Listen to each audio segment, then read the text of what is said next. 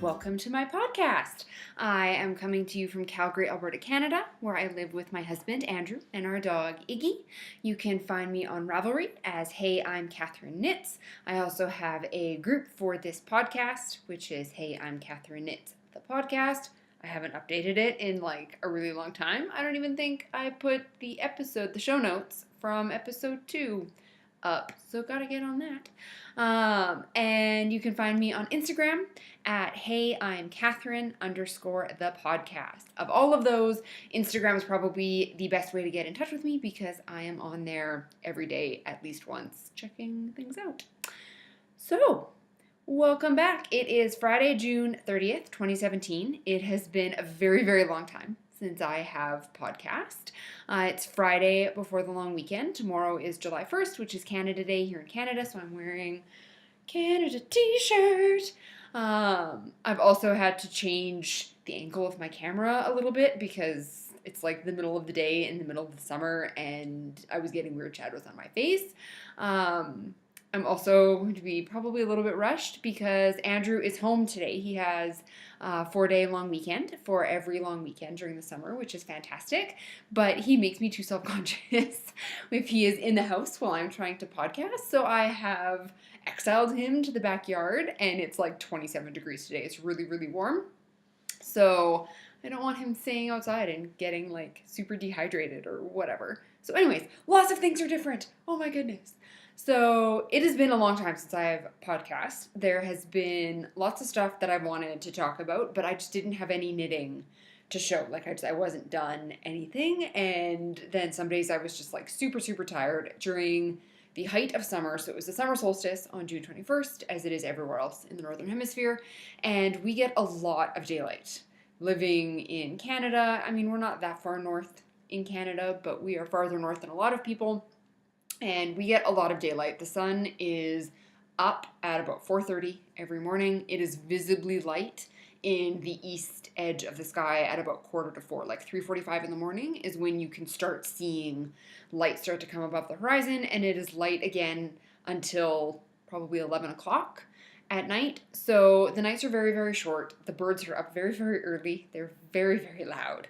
So I don't tend to sleep super great around the summer solstice just because the nights are so short. So even when I have had stuff to talk about and stuff to show, I've had a day where I'm like super tired or I run out of time or whatever. So anyways, I'm here. I'm getting a podcast out for your viewing enjoyment, and hopefully things will go a little more smoothly now, although I said that last time too and they didn't. So anyways, this is where we are. So I think I've covered everything. I have my little notes here. I'm not feeling super prepared because my notes are much more bare bones than they normally are, but I just wanted to get this done. So we're going to kind of fly a little bit by the seat of our pants and we'll see how it goes.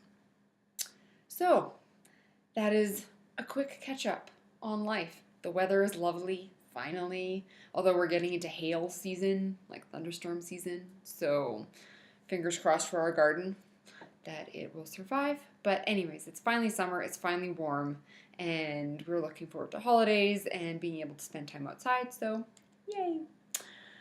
So moving on to knitting. Again, this entire podcast is all knitting. I haven't done any stitching or any sewing or anything like that, so next time, always next time, perpetually next time. So I'm going to start off with my finished objects, which I call Goat Off My Needles, because I love a good pun and I love a bad pun even more. So I'm going to start with something that was really, really exciting. At the end of May, Amba O'Brien, who is a pattern designer on Ravelry, posted a call for test knitters for a shawl. And I posted in the thread and said, you know, I'd love to do this. I'm a new knitter and it would be fantastic. And I was one of the people who was chosen. There were like a lot of people who posted, and she picked, I think, 20 people or 25, something like that. And we were test knitting the Narita shawl. So I am allowed to talk about this. I'm just not going to show you anything inside the pattern because I have I've scribbled all over the pattern pages with notes and everything. So anyways, it's the Narita shawl, and it is an asymmetrical shawl. It's not super, super long. It's about 15 inches from the top to the tip, and then end to end, it's just over 2 meters. So it's not an enormous shawl, but it's certainly big enough. And it is a 3-color shawl, so you do 2 sections. Oh, that was the male person being very loud. So there are 2 sections that are 2 colors striped together, and then you have a middle section and an end section that are 1 color but are eyelets.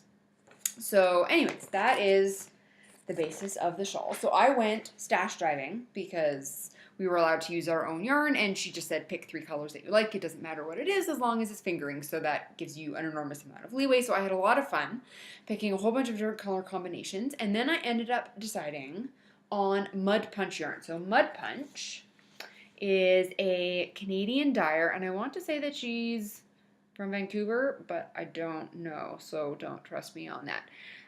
So anyway, so she dyes yarn in Canada, and I have a couple of her shawl kits. So they are 3-color kits, and they're complementary colors, which is fantastic. So the kit that I decided to use is in her Vibrant Fingering base, which is 70% superwash merino, 20% cashmere, 10% nylon. So it is beautifully soft and squishy. Like, it's awesome. So the 3 colors that I chose are these, which I love. So for my shawl, I used this as my color 1, and this color is called Puffy Vest. And when I originally pulled it out and was laying it out and doing color combinations, I thought that it was coral. I thought that it was pink and orange mixed together, which coral is my jam right now. I want to put it in literally everything, and I need to stop myself because that is crazy. Everything in the world cannot be coral. So as I was looking at this and as I started doing my gauge swatch, I was knitting it up and I was like, this is not coral, this is orange. Like, safety orange. For anybody who knows anyone who hunts or does anything like that, safety orange is the color of the hats and the vests and everything that hunters wear and they'll put on their dogs to make it clear that this is not a prey animal that you want to be taking. So it is like a super, super, super bright orange. I was originally going to use this for the big eyelet sections when I thought it was coral because I thought that would be really pretty, but being bright orange, I was like, that's going to be a little bit obnoxious in like a huge piece across my chest, and I just didn't think that I was ever going to wear it. So I ended up calling this color 1, which meant that I was striping it with this speckle. So the speckle is called Blue-Eyed Hex, which I think is fantastic. It's a natural color base, and then it has rainbow speckles. It has everything in here, from oranges to reds to yellows, pinks, purples, blues, greens, everything. Like, literally every color is in here. So this ended up becoming my color 2. That's what I called color 2 in my shawl. So color 1 and color 2, you end up doing stripe sections. They're always knit together. So I just thought that having the bright orange really pulled some of these brighter speckles out, and then it also made the dark speckles stand out more, which I'll show you in my finished object. And then having the natural color really toned down the super, super bright orange, which I think would have been unwearable, for me at least, in large chunks. So those are the first 2 colors, and then the third color, which is color 3, is navy. And it's showing up much more blue on screen than it is in real life. In real life, it's almost teal color, like it has a little bit of green in it as well. So this is what I used as my color 3. So it is for the single color eyelet sections. So those are my 3 colors. And here is my finished object. Now it is done and it's been blocked, and my ends were obviously woven in before I blocked it, but I just haven't trimmed my ends yet because who has time for that? Who has time to actually finish a project? Not me. So anyways, please excuse my like fluttery ends. But this is my finished object. So like I said, you start off with a big long section of increases that are the stripes. So I really love how these speckles just kind of pop in and out, and you'll have like big long stretches of natural color, and then like they're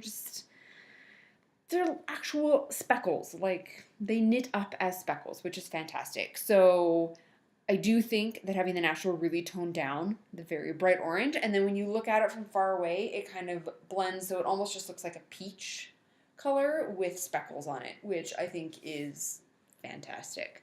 So you start off with that, and you have a spine of center double decreases all the way down, which makes it really, really easy to make sure that you are on track, because that spine should never move all the way through your shawl. It goes all the way through. So it's a really good like baseline for, am I still on track? Do I have the right number of stitches? Is everything okay? I don't know.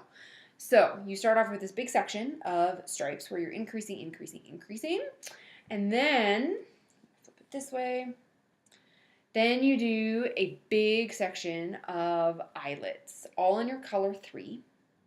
So that is my navy color, and I mean, I think they turned out really well. I did run into problems with this section. So because you're doing eyelets, you're doing yarn overs and decreases, either a knit two together or a slip slip knit, depending on which side of the spine that you're on. And there were 2 repeats in here. So you do 15 repeats of a pattern.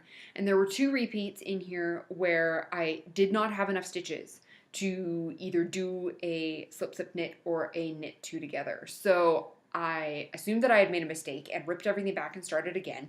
My stitch counts coming out of this striped section, section 2, were totally fine. So it's not that I came in with the wrong number of stitches, but I have really no idea what happened. The only thing that I can assume is that I mismarked my center double decrease stitch at one point in time, and I moved it over 1 stitch to the left or 1 stitch to the right. So anyways, it was kind of frustrating, but then I ran into the exact same problem again when I re-knit it. So I don't know that it would be that common to make the exact same mistake in the exact same place twice, especially since the second time I was very clearly looking for a mistake, like I was paying extra attention. So that was a little bit weird, and so I ended up with some strangeness at the end of my eyelet section as I was trying to make everything work out. So that's a thing. That's, I guess, another benefit of having the dark color in the middle is that because I had so many issues, since it's the dark color, you can't really see it. Like, you'd have to look really, really closely to see where I had to fix those extra stitches, whereas I think on a lighter color, like if I had used the puffy vest instead, I think it would have stood out much more because just it's a lighter color, so you'd be able to see that spine even much more clearly. So you go through your big eyelet section, and then you go back to the stripes, color 1 and color 2. So this time, instead of starting with color 1, you start with color 2, and you go 2 1 2 1 2 1 all the way down, and you get smaller and smaller and smaller, and then you finish off with one final section of eyelet in your color 3, which again, I had some problems with it, but that is the nature of knitting sometimes. So in reading through the thread with all the other chest knitters in it, I was the only one who mentioned having these issues. So I have to assume that it is something that I did, and things just happened to work out, which is the best thing that you can hope for, I guess, when you know you've made a mistake, that things end up working out okay in the end. So it must have been something that I did. I would assume that if it was something with a pattern, I would not have been the only person to notice it. So anyways, it is still fully functional. I think it still looks fine. Like I said, you'd have to look really, really closely to see where these mistakes are. So I think they're fine. It is not an overly enormous shawl. Like I said, from top to bottom, which this is the bottom point here. From top to bottom, it's only like 15 inches, and mine blocked out a little tiny bit bigger than what the sample is. I think the sample, she wanted it to be 91 inches, and mine worked out to be 95. So it's not that far off. I might have also blocked it a little more aggressively than other people did because my gauge was slightly off. I'm a very, very tight knitter, and instead of getting the gauge of 23 stitches over 4 inches or 10 centimeters, I got 24 and a quarter stitches over 10 centimeters or 4 inches. So I did not bother going up a needle size because I figured we're using fingering weight yarn. The stitches are very small, and I knew that with blocking I could easily get it to be the proper gauge. Like I could block it out a stitch and a quarter. That's not an issue. And in my gauge swatch with the recommended needle size, I liked the fabric that I was getting. And that is one tip that I picked up from one of my most recent classes is knitting to gauge is one thing, but knit to the fabric that you like as well. Like sometimes if there are people who are really, really loose knitters, like Melanie Berg is a very, very loose knitter. So her recommended gauge, I will never, ever, ever, ever get that. I'd have to go up like 4 needle sizes. I'll talk about this in a minute, but I started a on the Spice Market shawl as part of a project class at my local yarn store, and I had to go up 3 needle sizes, and I was still not at gauge. So I would have had to go up like 5 needle sizes to get her recommended gauge, and then my fabric would have been really, really loose, and it would have been lacy, which is fine, but it's not a lace shawl. The On the Spice Market is not a lace shawl. It's a garter stitch shawl. So all of that to say, I used recommended needle size, did not get the right gauge, but was close enough, liked the fabric I was getting, knew I could block it to the proper size, and ended up blocking it actually a little bit bigger, and everything turned out a-okay. So yeah, it's going to be a really great like scarf-like shawl for wintertime or fall or spring or whenever it decides to be gross and nasty here in Calgary, which can be often. So anyways, I love how these colors look together. I love how, like I said, this kind of looks like it's peach with speckles, and yeah, I think it's gonna be fantastic. I love it. Interesting thing in talking to people in my On the Spice Market class, I did not realize how many people don't actually like speckled yarn. I love speckled yarn right now. Would I only want to knit with speckled yarn for like the rest of my life? No, because that's ridiculous. There's too much beautiful yarn out there that I want to try. But there were a lot of people who did not like it at all. Like one person in my class called it clown barf, which I thought was hilarious because, I mean, I think it's like anything. There are good speckles and there are bad speckles. And I think speckled yarn, just for the sake of speckled yarn, is not great. But it also depends on what you pair it with. And I think like this speckle on its own would not have really been anything special because it is mostly natural yarn. Like there are nice confetti colors in there, but it's a mostly natural yarn. But I think paired with the puffy vest and then complemented with the navy, I think it really pulls everything out nicely. And yeah, it's like anything. It's like variegated yarns. It all depends on what you want to knit, and the person who particularly disliked the speckled yarn does a lot of really, really intricate, beautiful lace knitting. So I can understand why a speckle would not be their first yarn choice, because anything that a speckle is going to bring to your project is either going to obscure your lace pattern or it's not going to show up. Like it's just going to be jumbled and crazy. So if you're knitting really intricate lace, of course you're going to want a solid yarn or a semi-solid or a variegated or something so that your pattern, the pattern that you're working so hard on, is going to show.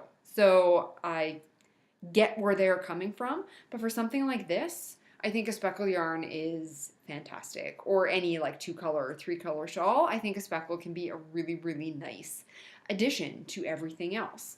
And I mean, this one in particular, I just think it's fantastic. I love it.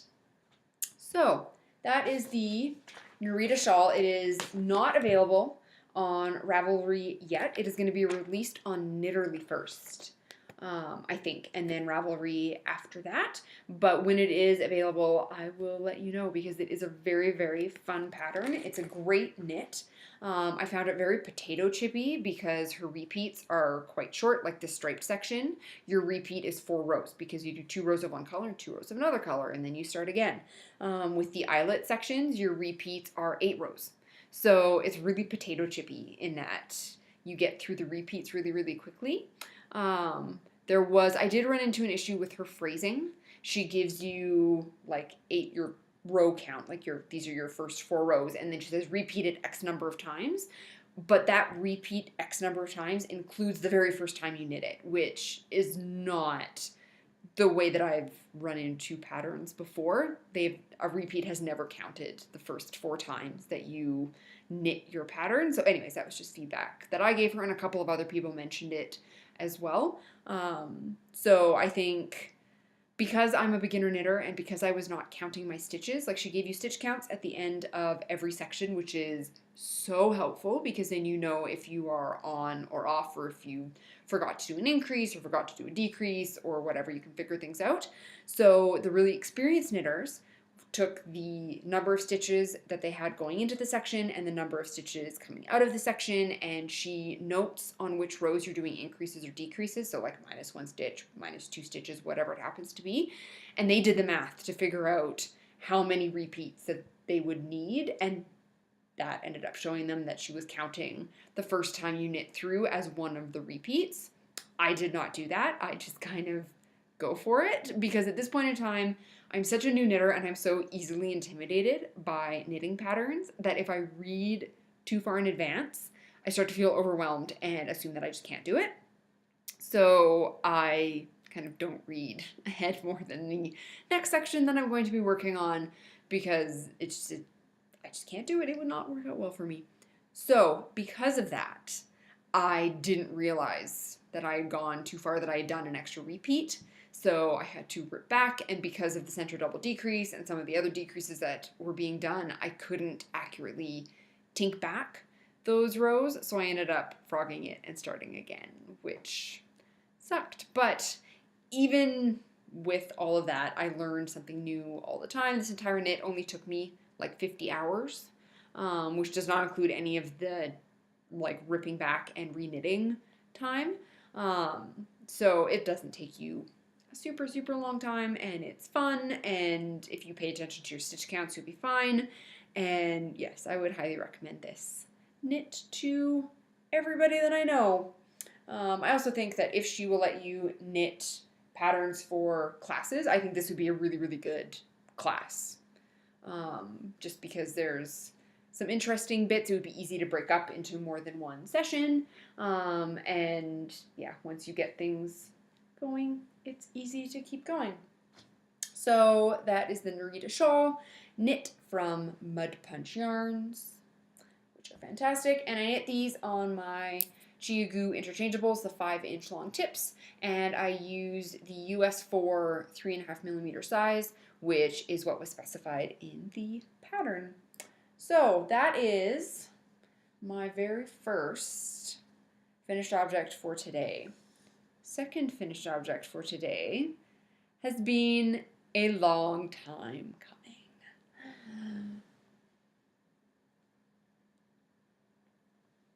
It's a blanket! So this is Andrew's blanket that I started between Christmas and New Year's and have been working on ever since. But it is finally finished. So for anybody who has not watched episode 1 and 2, where I've talked about this already, I wanted to knit a blanket for Andrew to enamor him to my new hobby of knitting, and went to my local yarn store, which is The Loop in Kensington here in Calgary, and picked out 4 colors of Uptown worsted acrylic yarn, and got started and did not like the pattern that I picked and was super, super bored, so frogged it all back and went, I'll just come up with my own pattern. So what I ended up doing is knitting blocks. I knit 20 blocks that have stripes of the 4 different colors, And then I attached those blocks together into rows with crochet.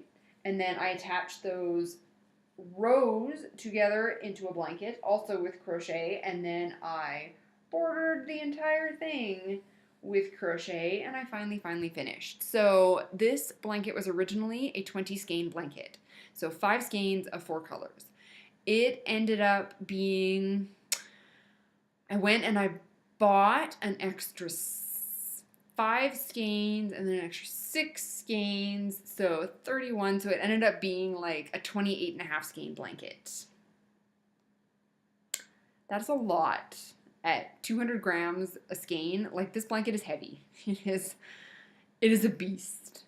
It ended up being about 6 feet wide, a little bit over, and then about 7.5 to 8 feet long, which is kind of what I was going for, a little bit bigger than I was going for, but here we are. So what are you gonna do? So, I'm just so glad to be done, you guys. I'm so glad to finally be finished this.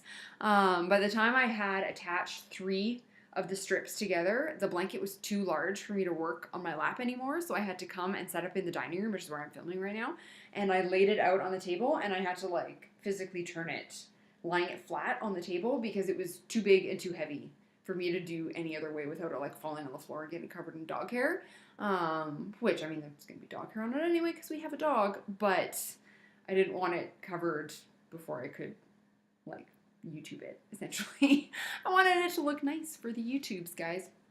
So I attached all of the squares into rows and all of the rows together into like a big block that is the center of my blanket. And then I went around and I did 1 row with the variegated Uptown Worsted Mist, and then I did 2 rows with the light blue color and 2 rows with the dark blue color, and then I did a foundation row with the variegated Uptown Worsted Mist, and then I did just a really kind of simple scalloped edge all the way along. And that was it. So technically I'm not 100% done. What I should do if I was a good knitter is I would steam block the crocheted parts, because I steam blocked all of the blocks because most of them weren't square. My bind off was very tight compared to my cast on. So instead of having a nice square block, I had like trapezoids, which is not ideal for blanket making. So I steam blocked and killed the acrylic in all of the blocks so they're like nice and soft and squishy. But I haven't steam blocked the crocheted edge yet. And I know that that would make the waviness kind of even out a little bit, but I'm also concerned that it is going to make the blanket too floppy. The way it is now, the crocheted edge is giving it a little bit of structure. So I don't know. I'm torn. It obviously still works the way it is, and I do like the denseness of the crocheted fabric. So I'm thinking I might just leave it and see if Andrew complains that it's too tough or too scratchy or the blanket doesn't lie properly, and then I can always steam block it later. Right? Like I don't have to do it now. I can do it later. So, finally finished.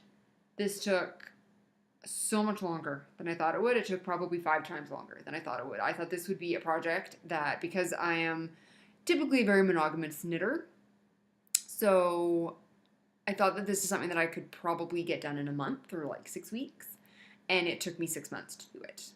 And part of that is just because I got so bored. I didn't want to work on it anymore. I didn't want to look at it anymore, and so I would just not do anything, but then I wouldn't let myself cast on anything new, because if I did, I would never ever finish this. So then I just ended up not knitting for like days and days and days at a time, and then I would go back and work on it for a little bit, and it would be like, oh, this isn't so bad, and then almost right after it'd be like, no, this is terrible, this is super boring. So I don't know. I'm not going to say I'll never do a blanket again, because that would be ridiculous, and especially since I'm eventually going to end up with like enough little ends like this where I'll be able to do like a cozy memories blanket or a hexie puff blanket or something like that. I know I will end up doing a blanket at some point in time. One of my friends from university is having a baby in the fall, and I keep flipping through and finding like all these really cute knitted baby blanket patterns that I want to try. But I mean, there's a huge difference between doing like a 36-inch square baby blanket and like a 6 foot by 8 foot giant adult blanket.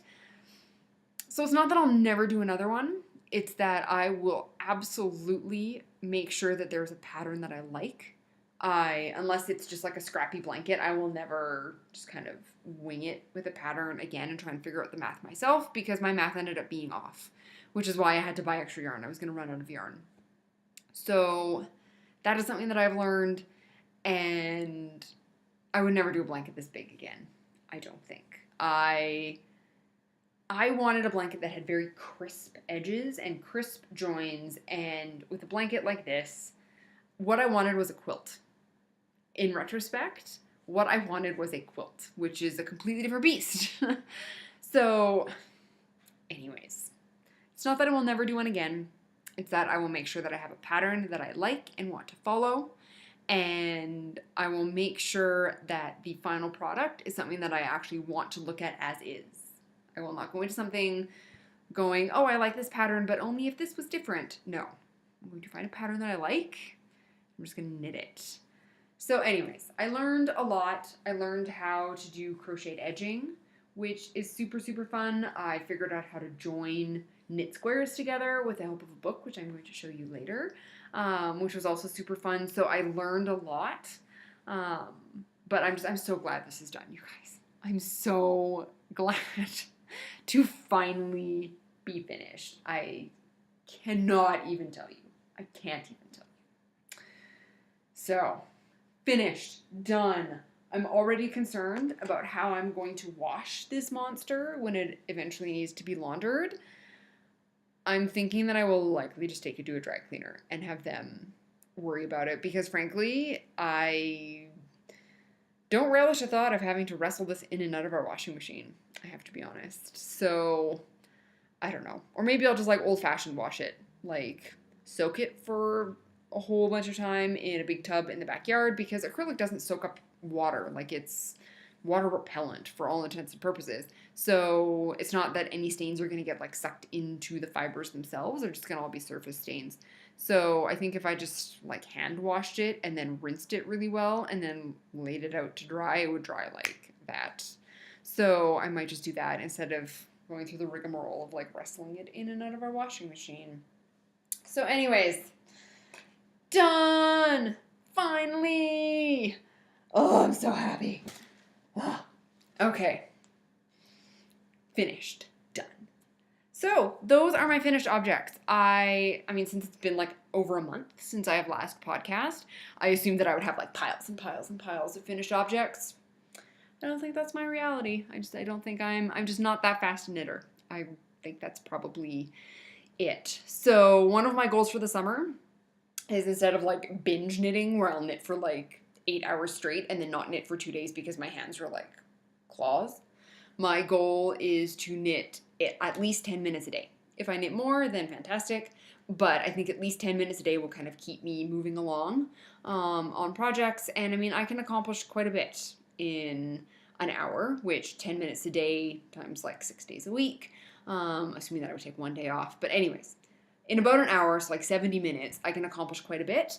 And usually when I get started, if there are like 4-row repeats or 8-row repeats, I will make sure that I'm at the end of a repeat before I put everything down and start fresh the next day. So anyways, 10 minutes a day. That is going to be my goal for July and August. And we will see if I can make it. So moving on to works in progress, which is alpaca, my project bags. So my first work in progress, I've been working on for a while. It was originally going to be birthday knitting, but that birthday has come and gone, and it is still not done. So I've told the recipient that something is coming, but they don't know what it is, and they don't know when it'll show up, and honestly, I don't know when it's going to show up either. So the pattern that I'm knitting is the Silver Wing Shawl by Amy Vandelar, and she's Baroque Pearls on Ravelry, and it is an asymmetrical shawl, and it is set out to look like the feathers on a wing, and it's really, really pretty. It's a lace shawl, This pattern is excellent. She has things laid out like row by row. So you have your row by row instructions by section. And then you also have charted patterns, which is super handy. And she gives you like a quick little key, so you know how many times you should be doing things. So like work order, work chart 1 once, do chart 2 6 times, then flip back and forth between charts 2 and 3, etc., etc. And it takes you all the way through. She tells you how to size it up. If you're going to have extra yarn, you can add extra repeats of some of the sections. She tells you how to size it down. You need to take out some repeats of sections. So far, I'm really, really enjoying this pattern. The repeats are like 40-something rows long, like 32 rows, I guess, because there are rest rows in the middle, which was important to me at this point in time. I'm not a super great knitter, so I didn't want to be knitting lace back and forth both ways. I wanted to have a rest row.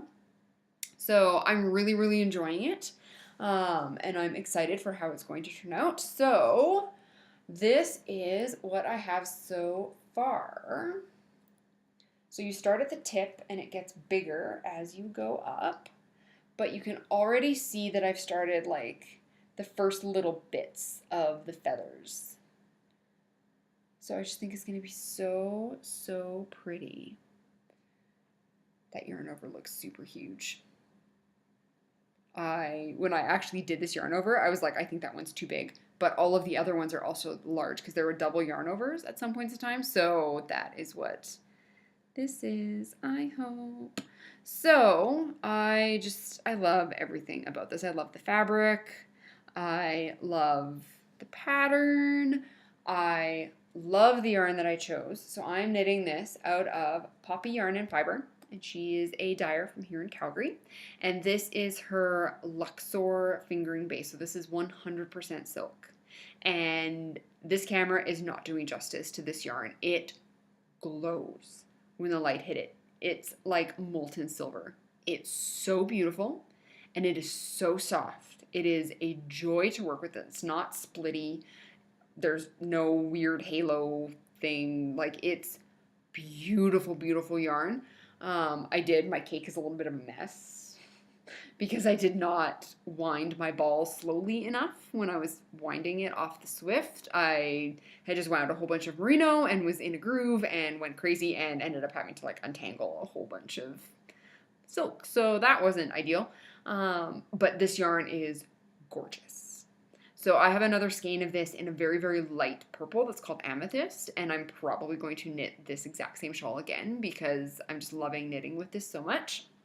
I'm using my Chiagu interchangeable needles, the stainless steel tips, the 5-inch tips that I love, and these are the US 6 or the 4mm tips.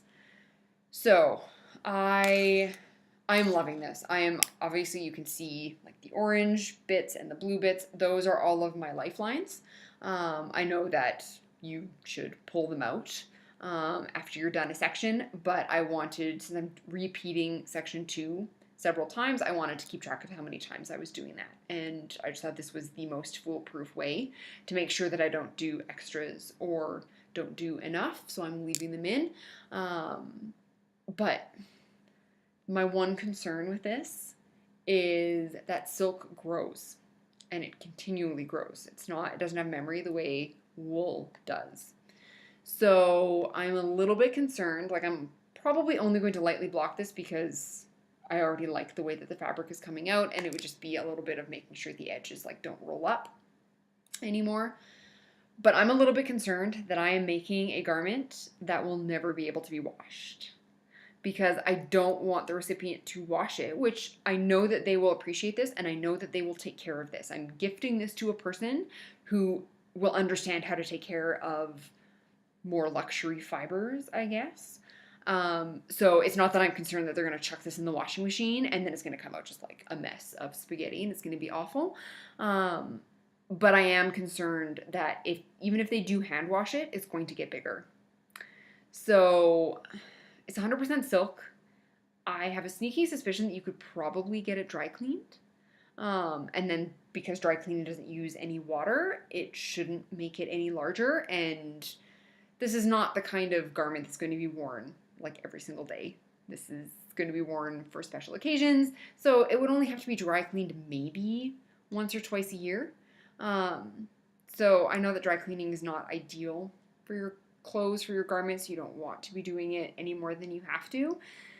But I think once or twice a year is probably going to be fine, if that. So that's my primary concern at this point, that I'm spending time and effort and beautiful fiber on a garment that will be impractical because it won't be washable.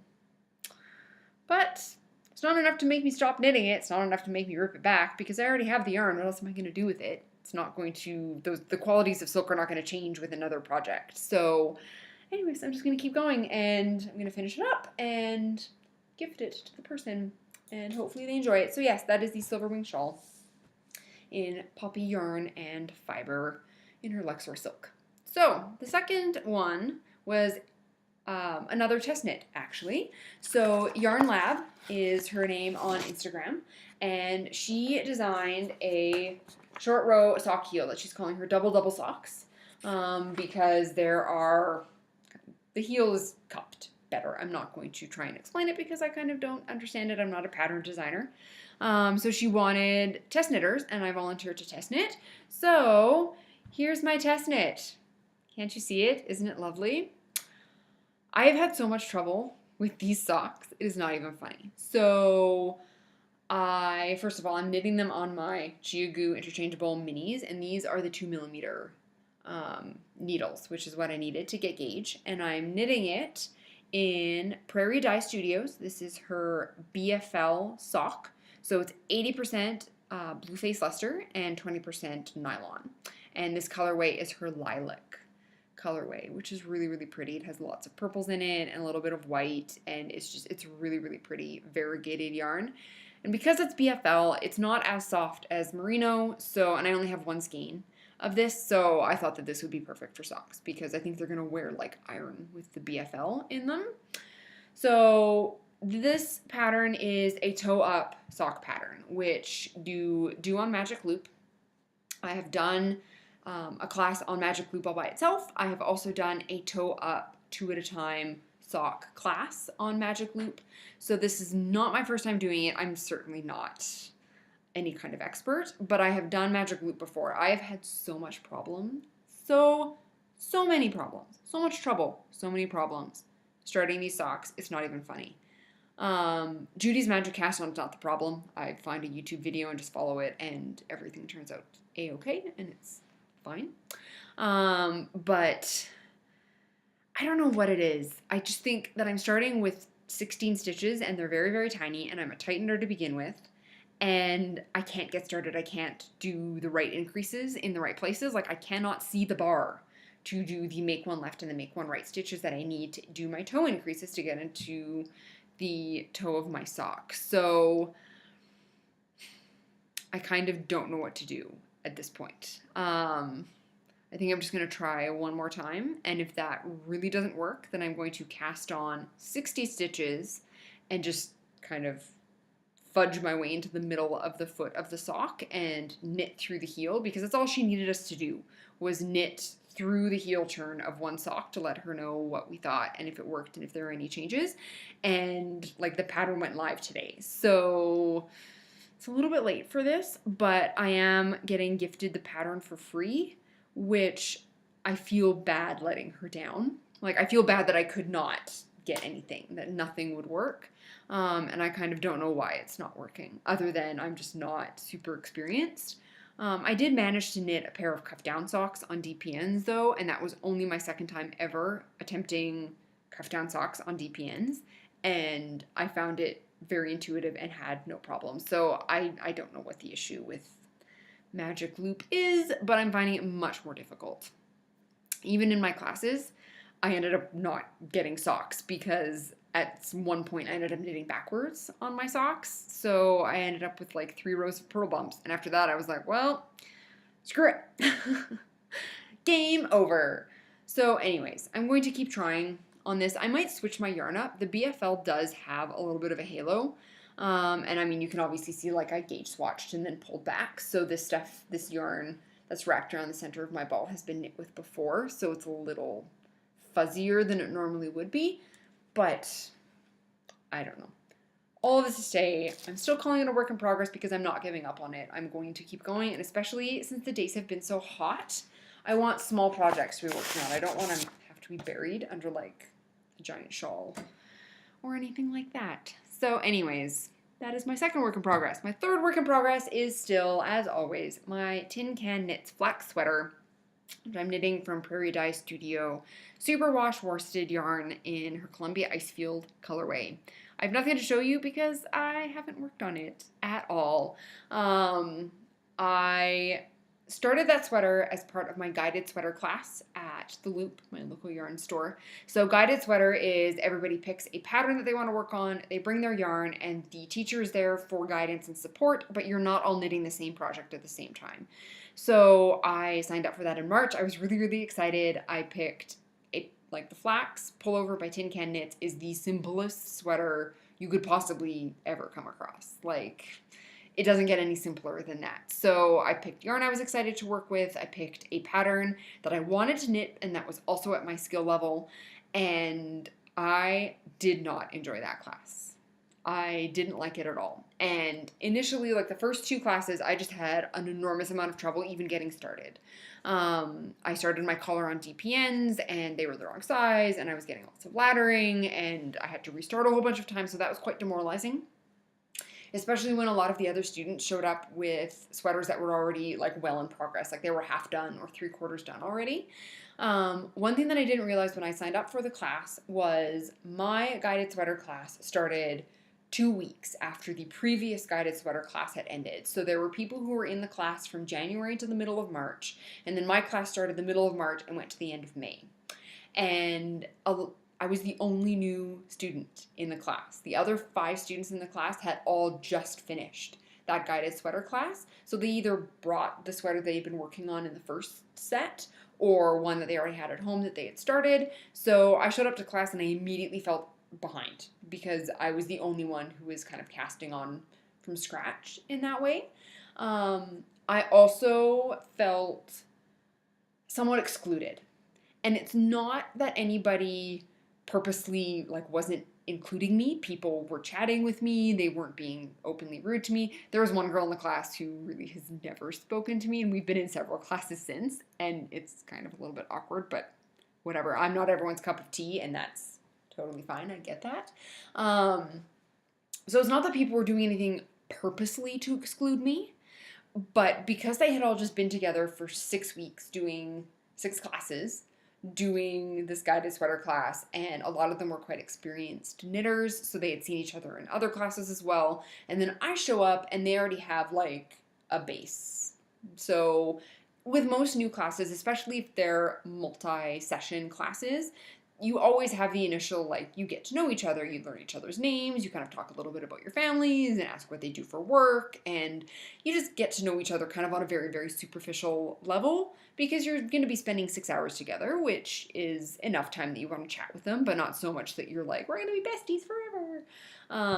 So the other 5 people in this class had already done that in January and February, and then I showed up, and they weren't going to rehash all of that just for my benefit. So it was just very, very weird. I felt like I was intruding on their private knit night, which did not sit well with me because, I mean, A, it always sucks to be excluded, but also I'm very, very sensitive to feeling like I don't belong. I have felt that pretty much my entire life. Like, since I was in junior high, I have largely felt like I know that there are places that I don't belong.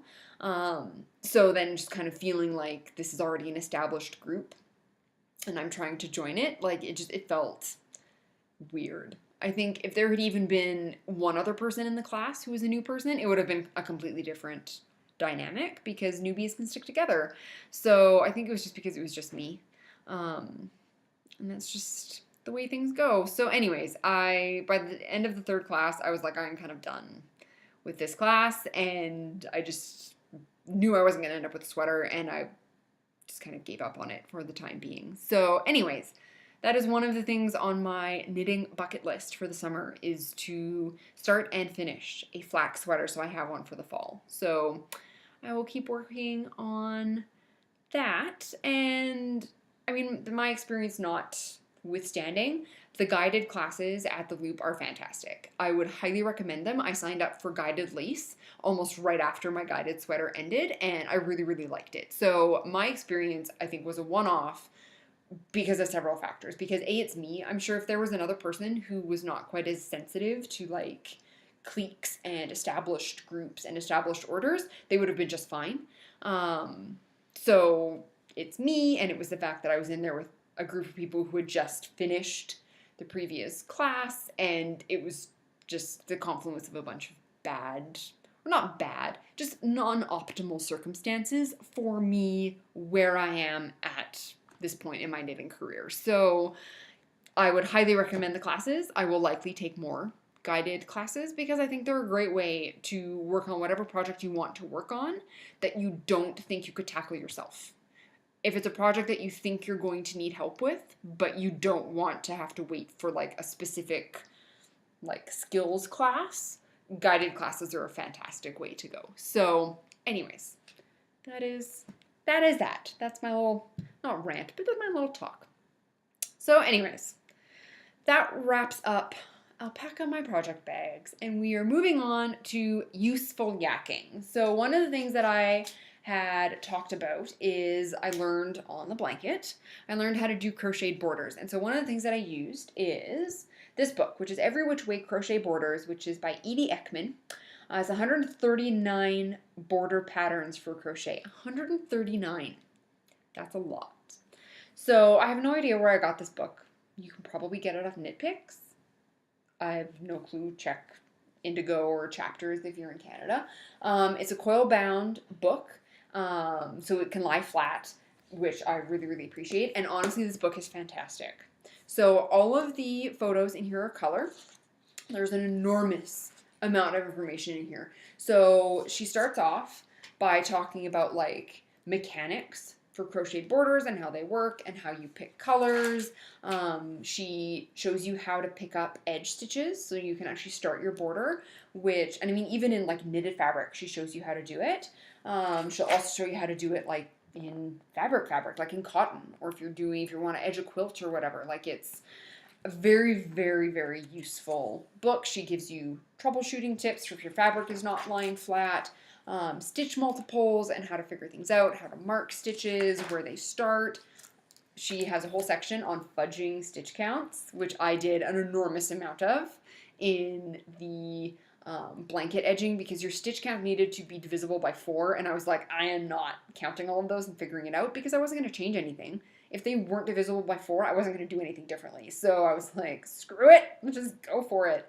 So all of my edge scallops are not necessarily like 3 single crochets apart. Some of them are 2, some of them are 4. It depends on what I needed to be able to get one. There's 1 scallop on every corner, and I made sure that that was consistent all the way around, but then the rest of them squished in.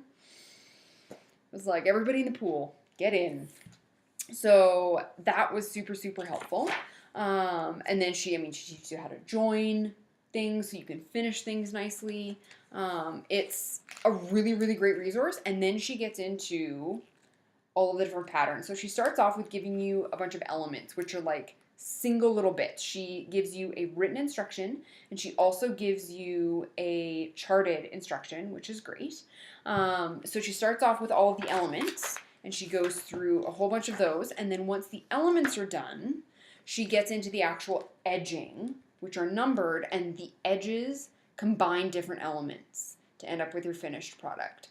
So I think those are really pretty, first of all. Like, can you imagine how intricate and how long that would take you? I did not do that. So I did this one, which is just scalloped. So the thing that I like about this is she highlights where you are, like what is being explained to you in the instructions, and they break it down. So you have setup rounds, and then you have a second set of brown, and then you have your actual scalloped edge all the way along, and it's color coded, so the instructions correspond to the color of the yarn that's used, so you can see precisely what your work should look like after round 1 and after round 2 and then after your final round. So I thought that was very, very handy. She gives them little attributes at the bottom. So she gives you stitches and notes. So like she just tells you where to put stitches in the right place, which I don't know why I had like a massive brain fart with that. I was just staring right at the page. You should know what I was going to talk about, but I didn't. So anyway, she gives you stitches and notes, and then she also has assigned attributes to every single edge and every single element all the way around. So like this one is reversible, it's medium, and it's undulating. So the edge goes all the way along. So that is really, really handy, because then when you go to the back of the book, she has the table of attributes. So if you don't know specifically what you're looking for, but you know that you want something narrow and something that's reversible, for example, you go to your table of attributes, and she's told you which of the elements and which of the different edging options will have those attributes. So if you kind of don't know what you're looking for specifically, she gives you a lot of options that you can then flip through, and you can figure out which one that you would like to do first or try first. And she gives you an appendix, which tells you how to read all of the crochet terms and how to read a pattern. And she also takes you through like what all of the different symbols mean and how to count your stitches. And this book was not that expensive. None of my knitting books are that expensive.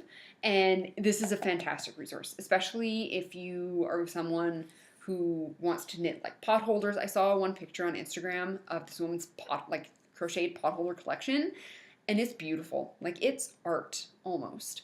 So if you want to do something like that, or just have a bunch of different options at your disposal, this is a fantastic book. It's not huge, it's not super heavy, but she packs an enormous amount of information into it. So I would highly, highly recommend this book. So that is one useful yakking. And then the second useful yakking, which I'm sure everybody has seen these. This is not anything new, but when I was knitting the Narita shawl, I needed an easy way to mark the central double decrease stitch and also mark my repeats and everything like that. So I used these Hiya like coilless safety pin stitch markers. So this is what I ended up using. And I liked them because, for this specifically, because I had to mark the center decrease, double decrease stitch every single row. I was moving a stitch marker every single row. And I didn't want anything long or dangly or heavy or anything like that. These are great because they came in a whole bunch of different colors. So, like, I have rainbow ones. So they stood out quite nicely against my yarn. And I didn't have to close them if I didn't want to. I could just slide them through the loop of my stitch and leave them open, or if I was walking away from my work, I could obviously close them. They don't catch on anything. They stood out quite nicely. They're nice and light. They take up no room, so I quite liked knitting with these. I'm not sure that I would use them like as a just normal stitch marker, like on a needle. I prefer like the round ones for that, but anyways, for what I used them for, they were fantastic. So my light is changing because there are little clouds going over the sun. So I would apologize for that, but there's really nothing I can do about it. So I have to deal with it. So anyways, that is my other useful yakking. You can get these all over the place. They are not super expensive, and they were very, very handy for helping me keep track of where I was and marking that center double decrease on the Narita shawl. So that wraps up that, and now we are on to a wolf in sheep's clothing. So since it has been so long since I last podcast, a whole bunch of my yarn clubs have been coming in, and I honestly could talk for like another hour just on yarn, and I just decided not to do that because, frankly, I think it would be super boring to be like, and then here's this yarn, and then here's this yarn, and then here's this yarn. So I've decided, especially since a lot of my yarn clubs are now expired, my birthday was in February, and I would either buy a 3-month or a 6-month subscription. There were a couple where I bought a year. So those will continue to come. But the 3-month clubs are done, and the 6-month clubs will be done by the end of the summer, so I'm going to have less to show as well, so I'm going to keep some of it and show several months worth at a time. So what I'm going to do today is I'm going to talk about the 2 clubs that I got from the same yarn dyer, and she is Allison Barnes, and she dyes Allison Barnes collection. She's from Edmonton. She has a great Etsy store, and look at how beautiful her cards are. So I have 2 yarn clubs from her to show. So I have the June club and the July club. And I'm going to do that today. We're going to talk about that today. So this is Allison Barnes collection yarn. So for the June club, she found a painting online, which is actually quite similar to the painting behind me, which I love and adore. And it is an original painting that we picked up. So she found this inspiration image and got permission from the artist to dye yarn inspired by that image. So her June yarn club is called Great Wide Open. Here's the ball band. And I always get the fingering weight because I think it's the most useful. It's the most versatile, I guess. So this is Great Wide Open. And like I said, the inspiration image is very similar to the one behind me. So you have like the blue of the sky, and you have yellow, which can either be canola or wheat, depending on where you are in the province. And there are some clouds in the sky and a little bit of pink, which I think is like an Alberta wild rose, which we are known for. So anyways, this is Great Wide Open, which is beautiful, beautiful yarn. And then she did something for her June club and her July club where she dyed complementary semi-solid yarns. So you could choose from a muted yarn and or a bright yarn. So her muted option, which matches, is called Coconut Husk. And it's a nice, like, beautiful medium brown. It's showing up like redder, more chestnutty on camera than it is in person. In person, it's like brown, like chocolate brown. So that is the one option which I love and adore. And then the other option for the bright colorway is called Cornflower Blue, which it is a perfect cornflower blue. It's gorgeous, like absolutely stunning.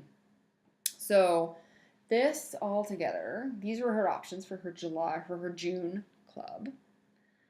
And she's currently hosting a shawl knit along with Allison Barnes yarn. So you need to use at least 400 yards of Allison Barnes yarn. And I joined and have not started yet because why would I? I have until July 15th. That's tons of time. So I think what I'm going to do is I'm going to use 2 of these colors. I think probably these. And I'm going to knit a 2-color shawl of some sort. I'm thinking like a Girl from the Grocery Store shawl or a Pure Joy from Joji Locatelli. Both of those are from Joji Locatelli. Something like that. I don't know exactly what I'm going to do yet. But with these colors, I also have the option. Like I could totally, easily do a 3-color shawl with these because the cornflower blue and the coconut husk look quite nice together.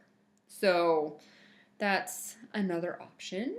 But oh my god, I love these so much. And like this colorway in particular, Allison has such an amazing eye for putting different colors together.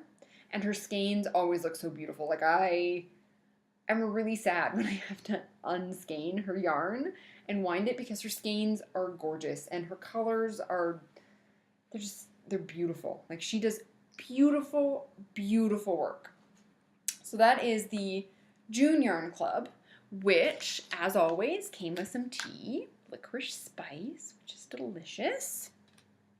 And she also includes stitch markers, which I don't know how she has time for all of this. She dyes yarn. She was one of the founders of the Edmonton Fiber Frolic, which is the yarn festival they had in June, I think it was, or end of May, I don't remember. Anyways, she's one of the founders of that. She has a kid, she has a husband, and she dyes yarn, and she also like makes stitch markers and I don't know how she does any. I just assume she doesn't sleep. That must be the only way. So this one is cute little horsey. Stop turning. So it's a little horse stitch marker / progress keeper. I like the ones on the French ear wires. Those are super handy. And then one with a little tag that says made with love, which I love. And her stitch markers always coordinate with the yarn that she sends with it. Like, her attention to detail is second to none. It's unbelievable. I love it. So that is the June Yarn Club. Then for the July Yarn Club, again, bought the club. So this is called Storm Chaser. So again, this is on her fingering base, which is 80 superwash merino and 20% nylon. God, I've been talking for over an hour. I'm starting to lose my mind. And so yes, this is called Storm Chaser, which, oh my God, you guys, these colors are my jam right now. So you have like the super bright orange, which is actually quite similar in a lot of ways to Puffy Vest by Mud Punch Yarns. So you have the super bright orange, and then you have the pink, and where the two meet, you end up with like this really nice coral color, and then you have a little bit of white in there, and purple, and then like these masses of dark speckles and dark bits, and oh my God, like look at that. Look at that color saturation. Oh my goodness. When I opened this package, I gasped. Like, and I know everyone always says that, but I actually went, because I'm so excited to knit with this. It also makes it really hard though. When you see yarns that are this beautiful, I don't want to waste it. I don't want to knit it on the wrong project and hate it and be like, oh, well, I wasted that yarn. That's super annoying. And if you're doing like a 1 skein or 2 skein shawl where you just knit, and you don't like it, you just rip it all back and you get all your yarn back and it's fine. But if you're doing a shawl where you're switching colors, then you'll end up with like these little bits that you might not be able to use again. And it gives me a lot of anxiety. Honestly, I have a very healthy yarn stash upstairs. A lot of my yarn is very, very nice. And I am almost paralyzed when it comes to picking yarn to do projects. Like, it took me a long time to decide to use the Mud Punch yarn finally after sitting upstairs for like months, because I didn't want to pick the wrong project. I didn't want to start knitting it and not like it. And as long as the yarn is like this, it's perfect. Whatever I knit with it will be perfect because I haven't started anything yet. I haven't made any mistakes yet. I haven't actually made a decision. So I love beautiful yarn. I will never stop purchasing beautiful yarn, but it makes it really hard to want to knit it. Like, my initial instinct is always, when I see a new project that I want to knit, my instinct is always, oh, I'll go and I'll buy like commercial yarn for that, which is stupid. Like, I have so much beautiful hand-knit, indie-dyed, so much indie-dyed, hand-painted yarn. I'm buying it to make shawls. I'm buying it to make sweaters. Like, I am buying it to make things with, not just to sit there and look at it because it's a waste. And honestly, with my luck, what would end up happening is I would have this beautiful giant stash and it'd end up with like moths or something in it and I'd have to burn it all. So, like, I need to knit with this. I need to use it. It doesn't do any good to anybody to just sit there and be stared at all the time. But at the same time, I really don't want to waste it. I don't want to regret using it for a project and then not be able to rip it back and use it for something else if I wanted to. So it's very complicated to be in my head, you guys. Like, it is very noisy up here a lot. And knitting is supposed to help with that. And it just added like a whole other layer of like nattering on top of everything else. So anyways, all that to say, Allison, your yarn is gorgeous and I freaking love it and never stop dying.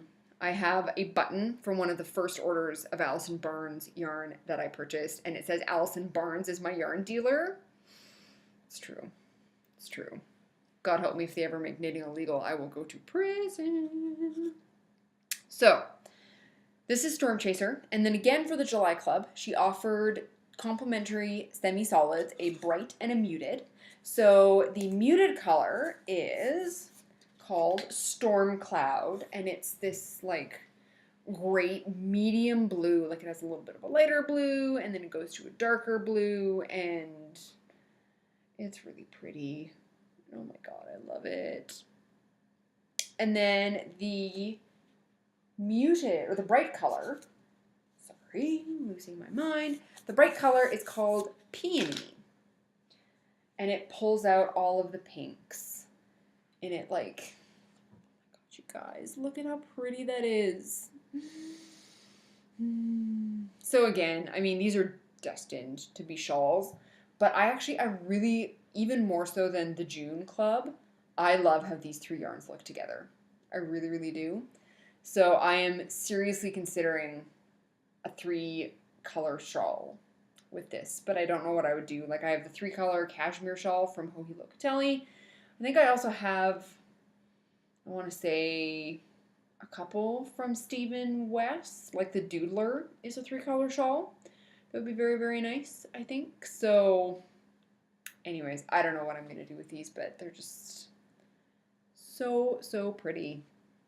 And then, as always, got a little stitch marker. So this one is a little elephant. Stop moving, elephant. With a little crystal bead.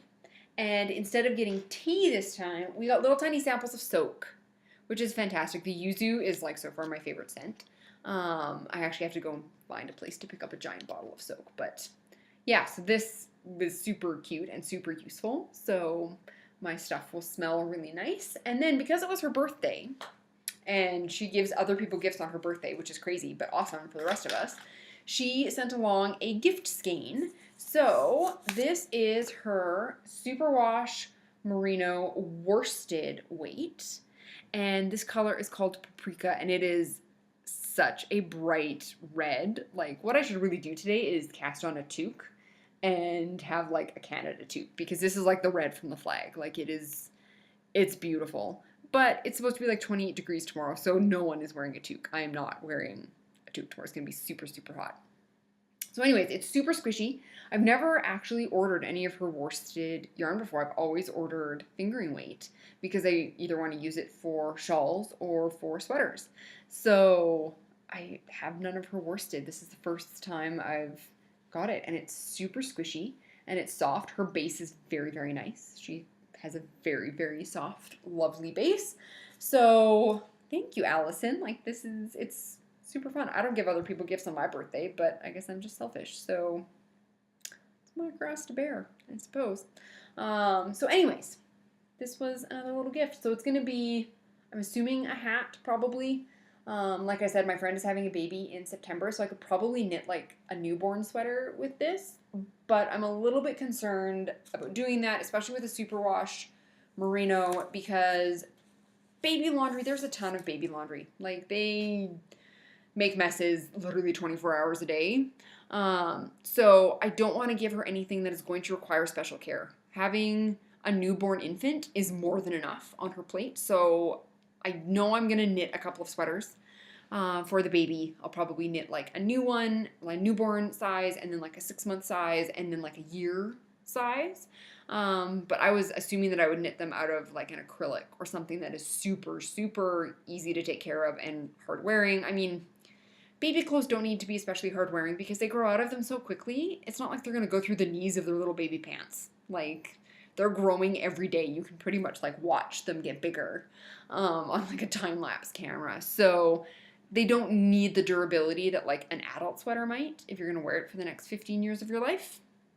But anyways, I don't want to give her something that she is going to feel weird about having to like take special care of. I don't want her to have to worry about ruining anything. And I also don't want her to have to worry about giving it away when she's done with it. Like donating it to someone else or something like that. So if I just use less expensive yarn, then I don't worry about that either. So I have to think about that. So that is everything that I had on my little list. I do have quite a sizable summer bucket list knitting list that I want to get through.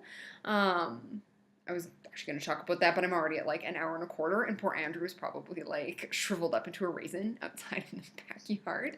So I need to wrap this up. But also, I'll put that on Instagram. I'll come up with a bunch of patterns. I want to knit a bunch of shawls. So I need to finish my silver wing. I want to knit at least one pair of striped socks for me and one pair of like adult man-sized striped socks, so I can get an idea for how much yarn they actually use, because my feet, as large as they are not giant man-sized. So I want to knit a pair of socks. I want to finish my silver wing. I want to finish my flax sweater, and I want to knit a couple of baby sweaters for Kathryn, for her baby. And then I also need to finish up the Allison Barnes shawl knit along by the 15th. So I'm going to do that. And then I want to knit other things as well. So I want to knit a Find Your Fade. I think I'm the only person on the face of the earth who has not cast on one of those yet. I would like to knit the Joji Locatelli mystery wrap, which I did purchase for the mystery knit along. And then as soon as I saw on the very first week, like I had yarn that I would use and everything would be fine. As soon as I saw on the first week that you were knitting the same piece twice and I knew you'd have to join them together, I was like, okay, we're going to wait to see how this plays out. Because if it was a join that I didn't like the way it looked, or if it was particularly a join that would have looked nice, but I didn't think that I would be able to execute properly because of my slightly lower skill level right now, I did not want to spend time working on that. Like, if there is something that I cannot execute well right now, I will put that on hold and I'll come back to it in 3 months or 6 months or whenever I have the skill set to do it. It's not that I'll never knit it, it's just maybe it's not right for me now. So I did not keep up with that knit along at all. I was a little bit disappointed by how quickly the clues were spoiled. I knew it was going to happen. I mean, you're releasing stuff on the internet. You can't police everybody, and I didn't think that she would. But in our time zone, we got the emails like Thursday night. So Joji was releasing them Friday morning where she lived, and they were Thursday night for us. And by like Friday at noon, there were pictures all over Instagram, and people weren't using like the little swipe function where it's like, if you don't want to see it, just keep scrolling. So that was a little bit disheartening, I think, for not just me, but for a lot of people to see everything out there, just like out there so quickly. So anyways, it's a nice looking shawl. It's giant. Holy cow, is it a big piece? But I think the way that she did the join with the picking up of the stitches and everything, I think I'll be able to do that. If not, I'll just have to go into like a knit night or something and have some more experienced people help me. But anyway, so I want to knit a whole bunch of shawls. I want to knit a whole bunch of socks. I'm already thinking about what I'm going to do in the fall, like in terms of courses and classes and just what am I going to do with my time. So I'm trying to really enjoy having a lot of time to knit and craft and make things right now during the summer. So anyways, keep an eye on my Instagram. Hey, I'm Kathryn _ the podcast, and I will be posting my summer bucket list knitting there with yarn. I have to go through and organize my yarn stash because it is awful right now. It's literally like a pile on our guest bed. It is not ideal for figuring out what I have and how much I have of it. And like I'll dig through to look for something and I'll find a random skein of something, and then I'll dig through to look in a different part for something else and I'll find like a matching skein that I picked up at different times or was given by different people or whatever. So I need to like organize everything and figure out what I have.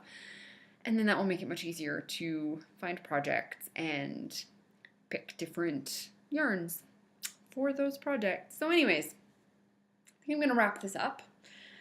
Thank you very much for joining me. I hope that at least one or two of you are still there after my extended absence.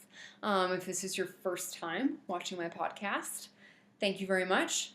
Bless you for staying here for an hour and 15 minutes. This is by far my longest podcast by like half an hour. And if you're a returning viewer, thank you very much for coming back. I know that I'm not the only knitting / crafting podcast on the internet, so I appreciate you spending time with me. I love watching everybody else's podcasts, so it tickles me pink that people want to watch me say anything at all. So, yeah, thanks very much for tuning in. Thanks for joining me. I'll try and get show notes up on Ravelry relatively quickly. And I will see you on Instagram or on the internet. Have a great day. Bye.